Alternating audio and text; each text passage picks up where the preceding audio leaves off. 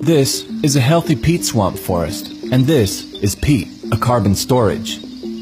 Peat consists of the remains of fallen trees, branches, leaves, and other plant matter that have been building up in waterlogged conditions for thousands of years, forming a peat dome. It rains a lot in the peat swamp forest. The forest cover and sponge-like nature of the peatland ensures that the peat remains saturated with water. These conditions bring the decomposition process to a halt, and so the carbon remains safely stored away.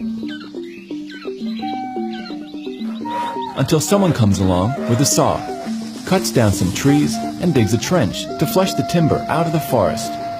Water that was previously trapped in the peatland starts to flow out of the ditch. For the first time, large amounts of sunlight enter the forest.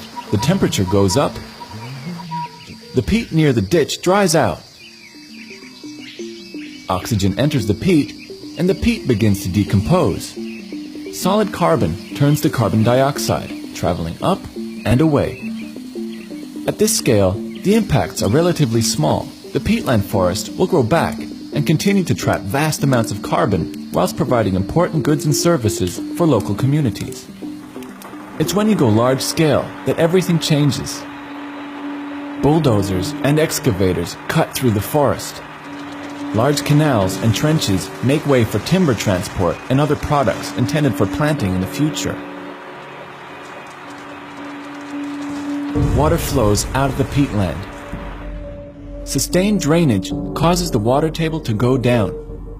As a direct result, the peat dome starts to subside.